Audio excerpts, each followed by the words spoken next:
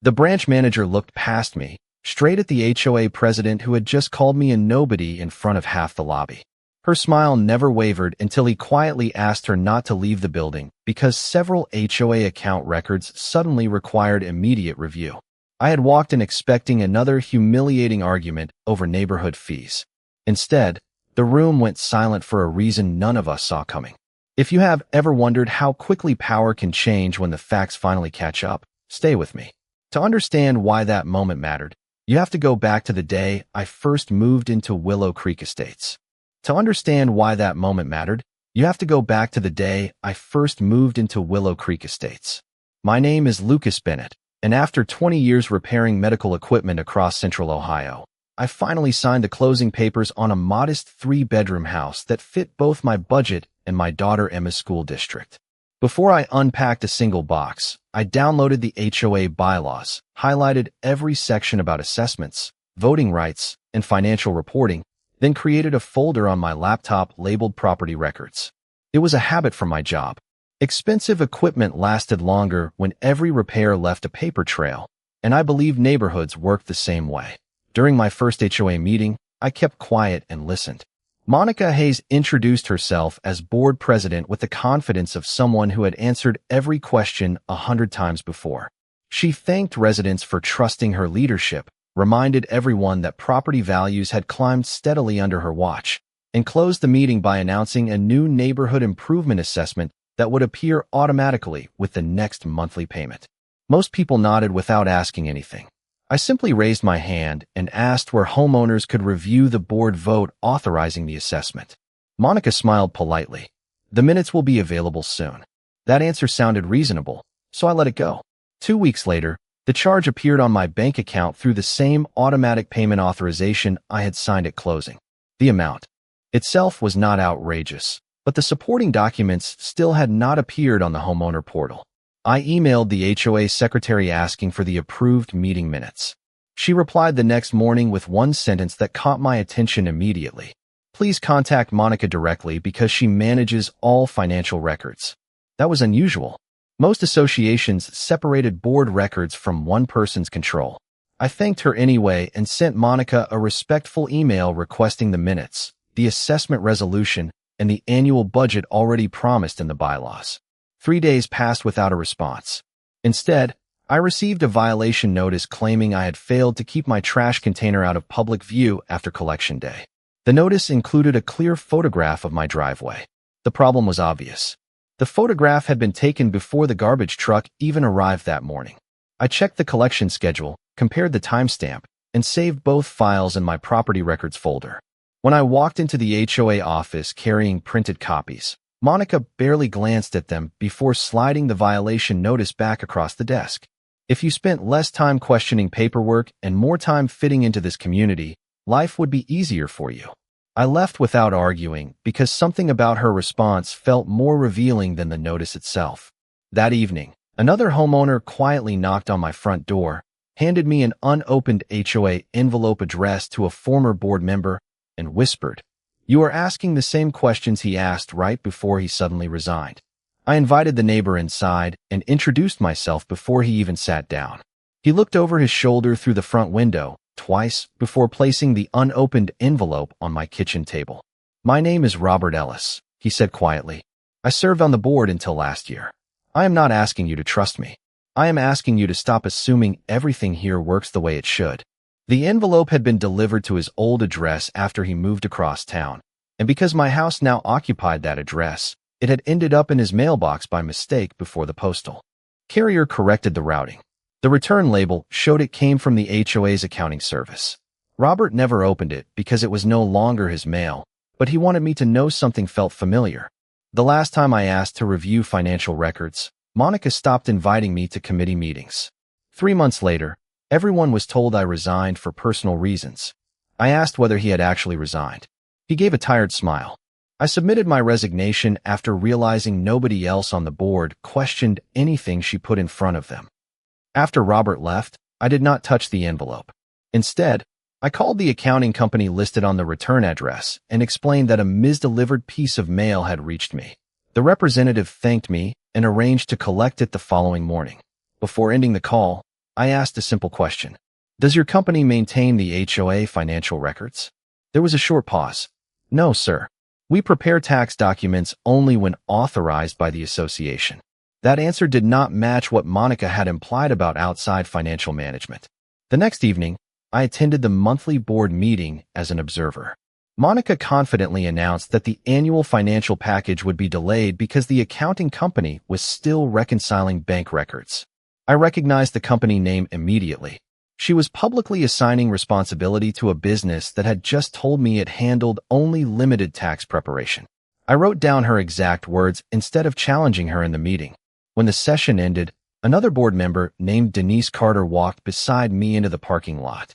She apologized for the missing meeting minutes and admitted she had requested them herself several times. Monica says she keeps the originals at home because it is easier that way, Denise said. I know it sounds strange. Before I could respond, Monica stepped outside carrying a banker box filled with folders. She locked it in the trunk of her SUV instead of leaving it in the HOA office. Our eyes met for only a second before she smiled politely and drove away. 2 days later, I received an email from the HOA informing every homeowner that a special emergency assessment would be voted on at a meeting scheduled for the following Tuesday. Attached to the notice was a board resolution approving the meeting. I read the signatures carefully and froze because one of them belonged to Robert Ellis, even though he had told me he had left the board nearly a year earlier. I read the resolution 3 times before I allowed myself to draw any conclusions. Robert's signature looked convincing, but the date beneath it was almost 11 months after he said he had resigned. Instead of confronting anyone, I called Robert and asked only one question. Did you ever return to the board after you moved? His answer came without hesitation. No, I have not attended a single meeting since my resignation. I drove to his house that evening carrying a printed copy of the resolution. He stared at it for nearly a minute before walking into his home office and returning with a worn 3-ring binder. Inside was a copy of the resignation letter he had emailed to every board member, along with confirmation that Monica had acknowledged receiving it the same day. Robert did not accuse anyone of forgery. He simply pointed to the timeline. If this resolution is genuine, then someone would have had to appoint me back to the board without telling me. That impossible contradiction changed my priorities. I stopped trying to prove the assessment was improper and started asking whether the board itself had been making decisions under false authority. The following Tuesday, I attended the special meeting. Monica greeted homeowners with the same calm confidence she always displayed. Before introducing the emergency assessment, she announced that every current director had reviewed the financial situation and unanimously agreed immediate action was necessary to protect the association's reserves. I watched the faces around the table instead of looking at Monica. Denise glanced down at her notes. Another director frowned briefly, then nodded as if reminding himself to stay quiet. Nobody appeared eager to discuss the details. During homeowner comments, I did not mention Robert's signature. Instead, I asked whether homeowners could inspect the official meeting minutes supporting the emergency vote before paying additional assessments. Monica smiled politely. Those records are available through the proper request process. I replied that I had already submitted that request weeks earlier. She answered that high request volume had delayed production. Several neighbors accepted the explanation and the meeting moved on. Walking back to my truck, Denise caught up with me again. She looked more nervous than before. I should not be telling you this, she whispered. But Monica asked us to sign several meeting certifications last month after the meetings had already ended because she said the files needed to be completed before an audit. That single word stopped me. Audit. Denise looked surprised. You did not know? She said the bank required updated governance records before renewing one of the HOA accounts. I thanked her and drove home without another stop. If the bank truly required governance records, then board resolutions and director signatures were no longer just internal HOA paperwork. They had become documents relied upon by a financial institution. The next morning, I opened my mailbox and found a certified letter from the HOA's attorney demanding that I immediately stop making statements that could interfere with the association's financial relationships, even though I had never spoken to the bank or accused anyone of misconduct. The certified letter changed everything because it made me realize Monica already knew someone inside the neighborhood was asking questions she could not control. I read every page twice before placing it beside my growing folder of documents. The attorney never accused me of making false statements. Instead, the letter warned me not to interfere with the association's contractual relationships or create unnecessary concern among homeowners. That wording bothered me more than any direct accusation could have. It suggested they were preparing for a dispute that had not even happened yet. Rather than replying myself, I scheduled a 1-hour consultation with a local attorney who specialized in nonprofit associations. I handed him the violation notice, the delayed record requests, the emergency assessment, the resolution carrying Robert's signature, and the attorney's warning letter. He spent several minutes reading without saying a word. Finally, he looked up and surprised me with advice I never expected. Do not accuse anyone of fraud. Right now, you do not have enough information to make that claim.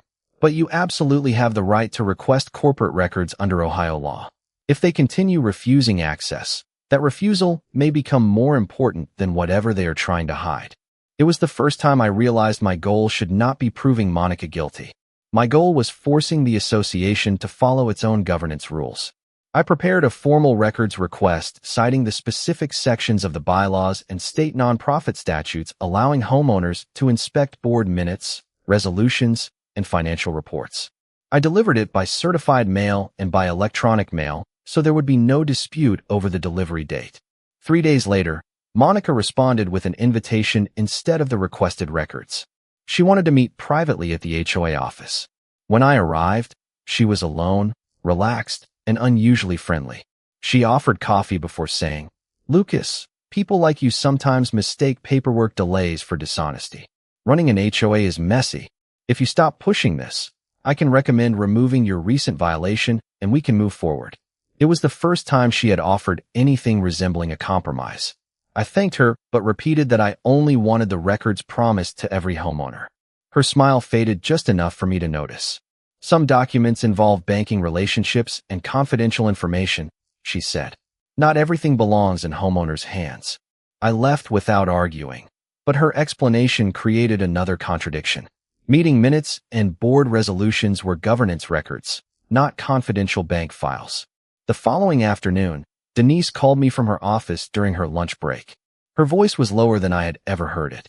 She said Monica had just emailed every director asking them to approve replacement meeting minutes because several older files had been incorrectly archived. Denise hesitated before adding one final detail that made my stomach tighten.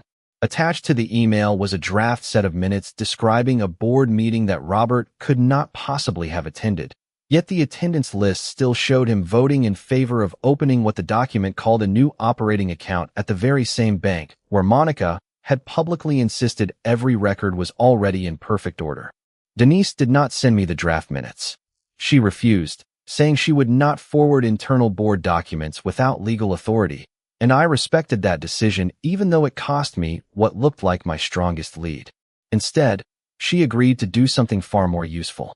She asked Monica during the next board meeting whether the revised minutes were replacing an existing record or correcting a clerical mistake.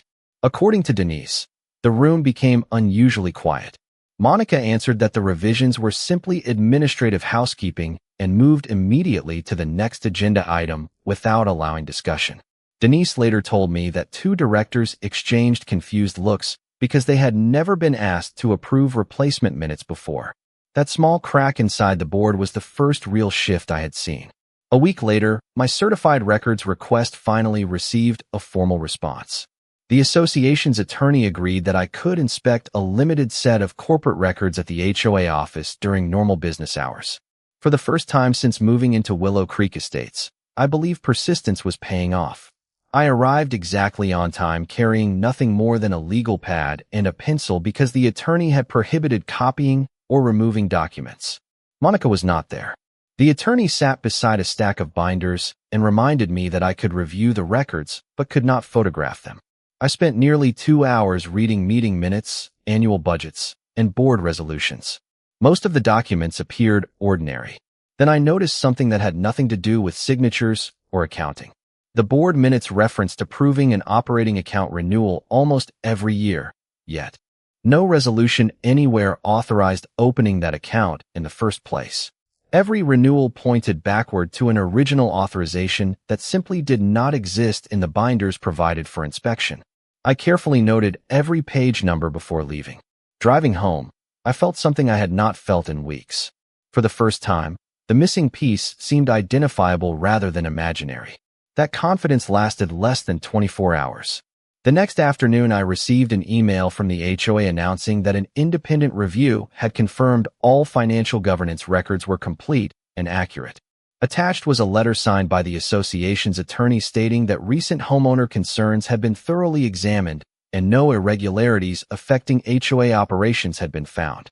Neighbors immediately began thanking Monica on the community message board for clearing up what they called unnecessary rumors. Even Robert called to say it looked like the board had successfully closed every question anyone had raised. I almost believed I had reached the end of the road until my attorney returned my call later that evening. After listening to everything I had seen during the records inspection, he asked one question I had never considered. "Lucas, did anyone ever show you the actual bank resolution required to establish signing authority for that operating account? Or did they only show you internal HOA minutes?" I suddenly realized my apparent victory had been built entirely on documents the HOA chose to display, while the one document connecting the board to the bank had never appeared at all. My attorney explained that most banks require a separate banking resolution identifying who has authority to open or control an organization's accounts, and that document is normally provided by the organization itself, not created by the bank. If the HOA had proper authority, there should be a clear chain, he said. The board authorizes the account, the bank relies on that authorization, and the authorized signers act within those limits. That conversation completely changed my strategy. I stopped searching for missing money because there was still no evidence anyone had stolen $1. Instead, I focused on whether the legal authority behind the account had ever existed. A few days later, Denise called again. She sounded exhausted. Monica had scheduled another executive session and instructed every director to sign a packet acknowledging that previous governance records had been reviewed for accuracy. Denise refused to sign until she could compare the packet with older records. Monica postponed the vote and ended the meeting early. That decision surprised everyone because she normally pushed every issue through with confidence. The pressure was finally reaching her. Meanwhile, Robert remembered something he had almost thrown away after leaving the board. He found an old flash drive containing archived HOA emails from his final months as a director. We met at his dining room table while he connected it to his laptop. Most of the messages were ordinary discussions about landscaping and maintenance contracts. Then one message caught both of our attention. Months before Robert resigned, Monica had emailed the board saying the bank required updated signing authority before renewing the operating account. Robert had replied asking to review the banking resolution before approving anything. Monica answered that she would bring it to the next meeting. There was never another email attaching the document or confirming that anyone had reviewed it. The chain simply stopped. That missing link matched everything I had already found. The delayed minutes, the replacement records, the unexplained signatures, and the repeated references to an original authorization that nobody could locate all pointed to the same unanswered question. My attorney advised me not to contact the bank directly because privacy laws would prevent meaningful disclosure and could complicate any future dispute. Instead, he drafted a formal demand on behalf of my inspection rights, specifically requesting every board resolution relating to banking authority, account signers, and governance approvals. The request did not accuse anyone of wrongdoing. It simply identified the exact category of records that remained missing. 3 business days later, the HOA attorney responded with a short letter. He wrote that the requested banking resolutions were not in the association's corporate files because they were maintained exclusively by the financial institution. I read the sentence twice before calling my attorney. He became silent for several seconds. Then he said, "Lucas, they have just taken a position that directly contradicts how Monica has been explaining these records for months. If the bank truly relied on documents that the HOA no longer possesses, someone is eventually going to have to explain where those authorizations came from."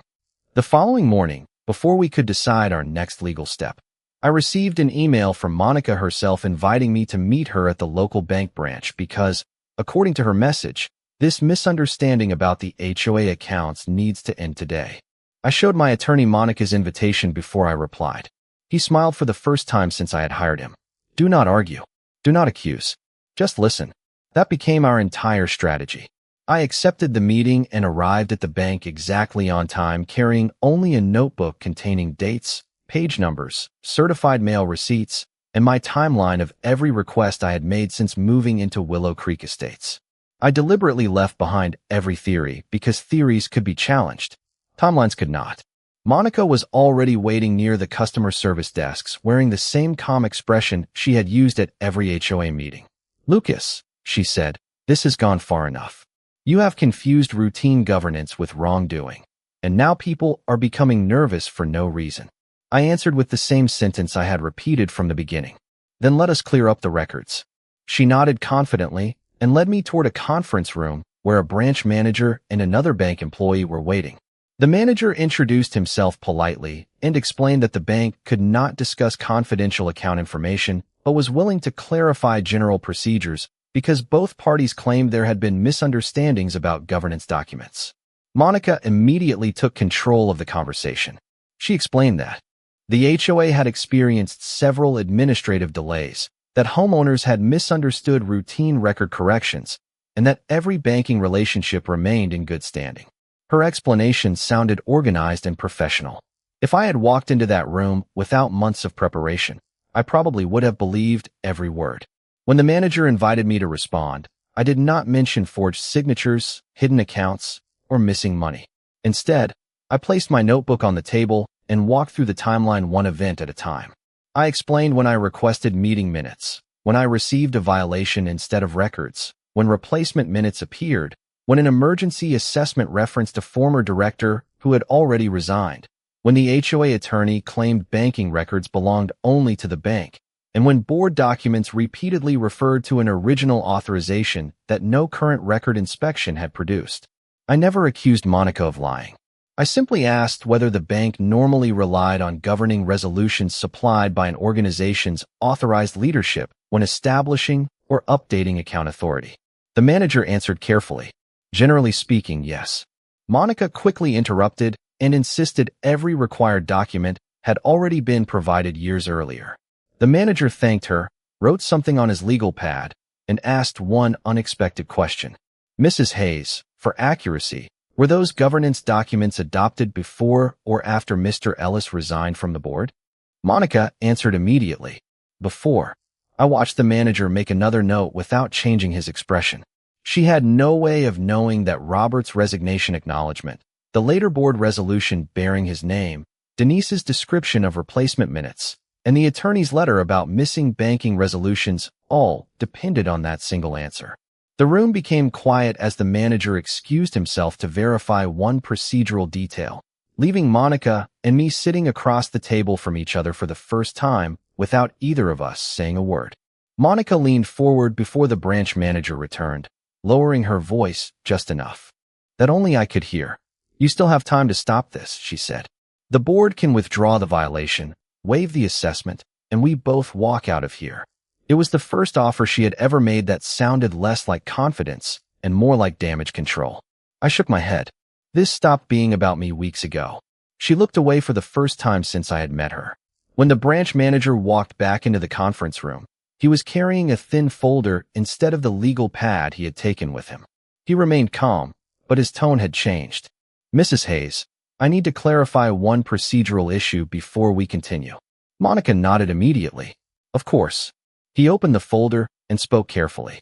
Our records indicate the HOA submitted governance documentation to update authorized account signers after the date you just stated. Because the timing does not appear consistent with your description, I need to verify which board resolution the association relied upon. Monica answered without hesitation. It would have been the same resolution already discussed. The manager glanced down at the folder again. That is the difficulty. The identifying information on the document in our file does not match the sequence referenced in the HOA records that Mr. Bennett described today.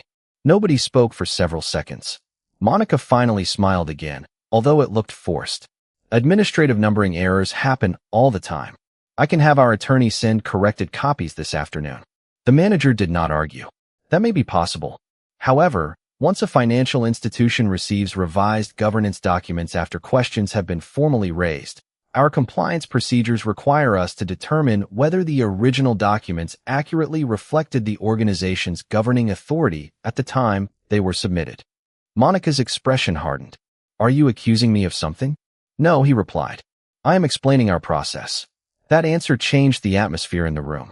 Until then, Monica had controlled every conversation by turning disagreement into opinion. Now the discussion was no longer about opinions. It was about process, dates, and records that could either support one another or fail to do so.